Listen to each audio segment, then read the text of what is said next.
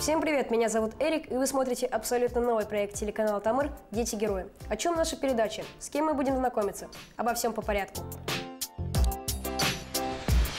Наш проект о детях, которые совершили настоящий подвиг. Спасли жизнь человека, помогли расследованию, не остались равнодушными к чужой беде.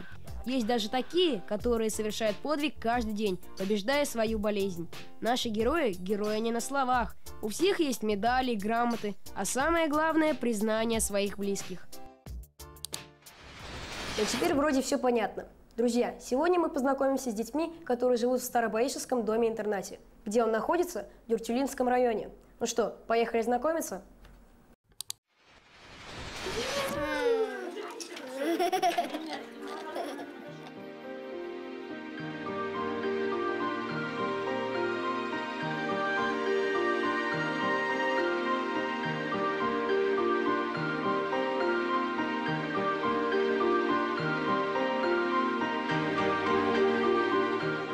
Я сюда приехала в 2008 году. Мне здесь очень нравится, мне здесь смотрят, одевают. Все для меня делают, чтобы мне было хорошо. Я очень всем сотрудникам здешнего интерната благодарна. Меня зовут Олег. Мне 12 лет. Я занимаюсь. Иногда рисую. Мне нравится рисовать. Я рисую красками и карандашами. Всем нравится, как я рисую, но выставку я еще не делал.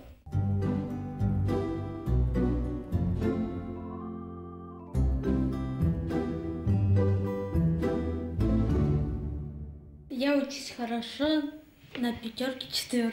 Мне больше нравится информатика. Нет. Мне больше нравится музыка. И рисование нравится.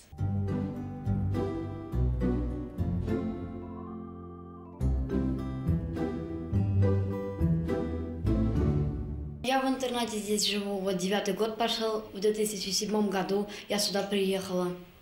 В месяц марте, 13 числа приехала. Приехала здесь, одна пожила недельку, потом Олежка приехал, Воротничев, 22 марта. Здесь мы потом жили некоторое время, 2 месяца, может быть, вместе вдвоем жили, потом приехали другие детки.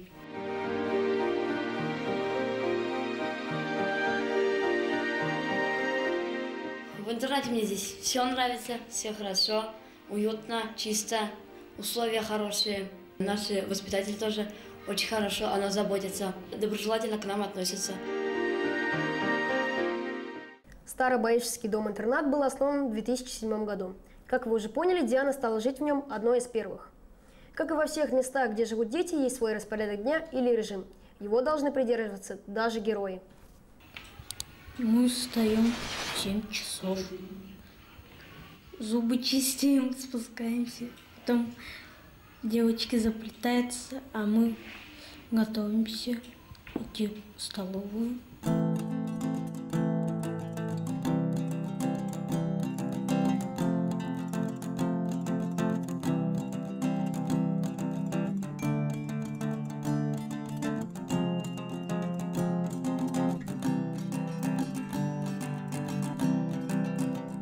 Лена Владимировна заплетает мне волосы.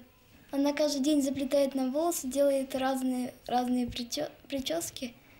И всегда все по-разному у всех. Я люблю очень приколоться и делаю разную прическу. Лена вообще нам никогда больно не делает. Никогда она не дергает волосы.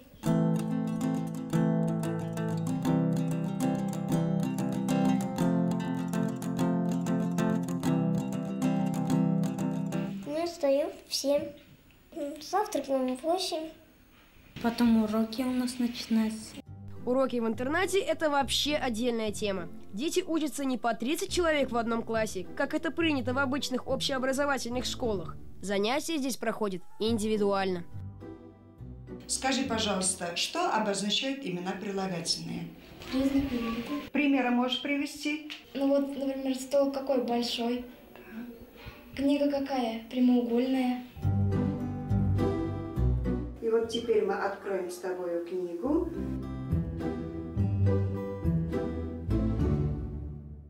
Я могу похвастаться, у меня во всей жизни моей от 1 до 6 класса не было ни разу ни одной двойки. Я учусь по общеобразовательной программе. Мне очень нравится учиться, мне нравятся предметы русский, математика, музыка, ИЗО, литература. Наши новые знакомые учатся дистанционно. Как это, спросите вы? Очень просто. Сейчас ребята вам все расскажут.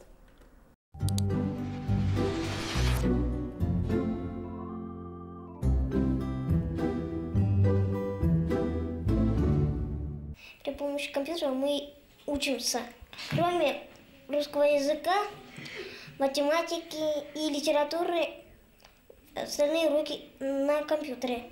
Некоторые предметы по 20 минут изучаем, некоторые по 40 минут. Наши учителя в Нефтекамске. Мы общаемся через скайп и уроками занимаемся.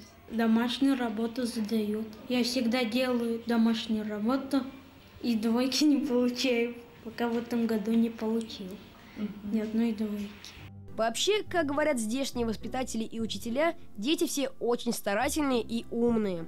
Каждый из них приходит на учебу как на праздник. Помимо общеобразовательных предметов, дети ходят и на дополнительные занятия. Смотри, 4 картинки. На картинках времена года. Как ты думаешь, какие времена года? На первой картинке. Какое время года? Зима. Правильно. А как ты узнал, что это зима?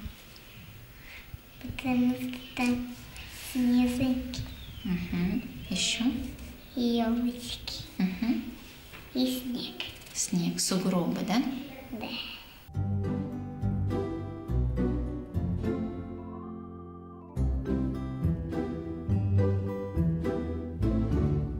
Наш язычок будет щеткой зубной. Давай почистим наши зубки. Верхние зубки, а вот они. Теперь нижние. Ага. Внутренние, нижние. Внутренние. И внешние. Молодец.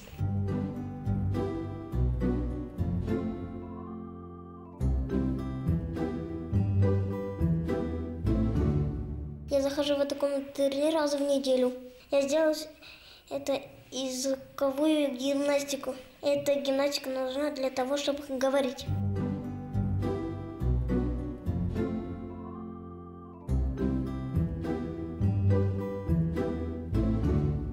Старательный ученик, и главное, он занимается с желанием. Огромное желание у него есть. То есть усидчивость и желание.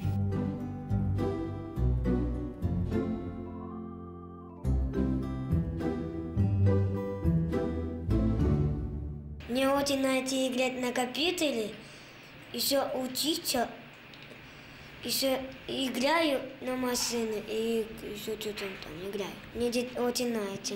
Я еще танцую. Оказывается, в интернате живут очень творческие ребята. Здесь и поют, и танцуют, и рисуют, и рукоделием занимаются.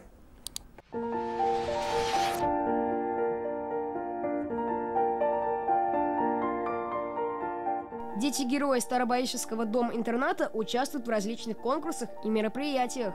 Созвездие талантов, без границ, вместе мы можем все. Это конкурсы, организованные специально для детей с ограниченными возможностями здоровья. И Алена, Гена, Олег с большим желанием в них участвуют и побеждают. Сперва, когда я приехала, меня начали учить воспитатели вязать. Я сперва вязала, потом уже научилась. Сейчас вяжу это такие как сказки, шапки на весну, чтобы одевать. Вот такие куколки разные. Вот эту шапку я хочу вам показать, которую я связала на весну. И шарфик есть такой.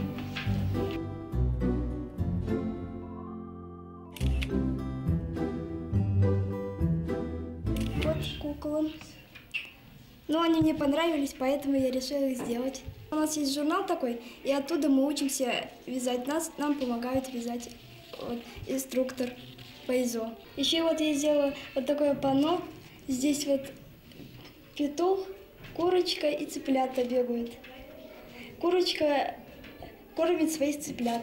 Она сделана из салфеток.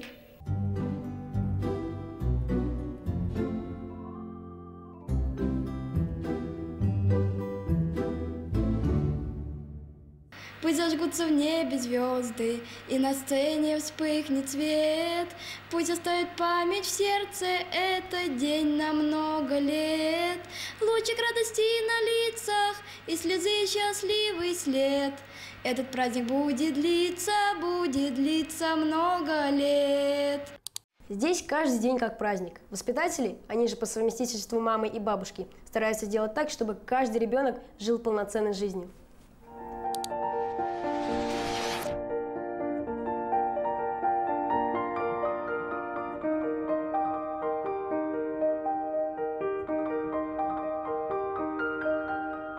Скучать тут вообще не дает. Только свободный денек выдастся, вот сразу уезжаем куда-нибудь.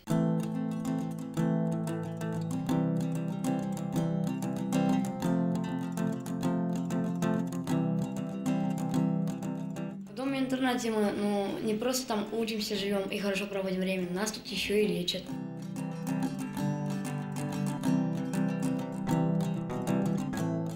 В остальных вот время в школе болеет, там карантин, не знаю, гриппуют люди, а мы нет, мы не болеем. У нас тут уход вообще такой тщательный, не допускают вирус туда даже.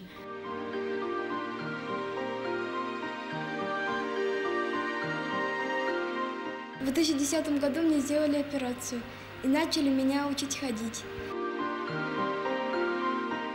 В детстве я очень мечтала научиться ходить. Мне когда сделали операцию, я проснулась, я ничего не поняла. Мне как будто птички как будто летали перед глазами. Потом я проснулась, я уже думала, сейчас я встану и пойду ходить буду. А потом я смотрю, у меня уже гипс был. Потом я месяц лежала, за мной смотрели, мне все голову мыли, все делали для меня. И потом мне, когда гипс сняли, начали меня учить ходить.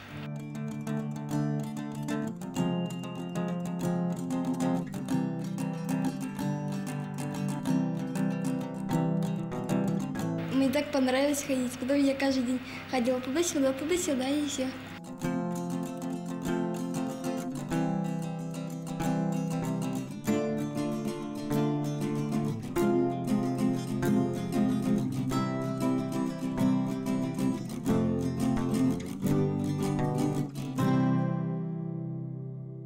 Вот такой подарок преподнесла судьба Алене. Она может ходить самостоятельно. К сожалению, большинство детей, с которыми мы сегодня познакомились, не могут делать этого. Не могут бегать, прыгать, играть в догонялки, ездить на велосипеде. Но, несмотря на это, они каждый день радуются солнышку и знают, что жизнь надо прожить достойно, чтобы потом тебе говорили: ты настоящий герой.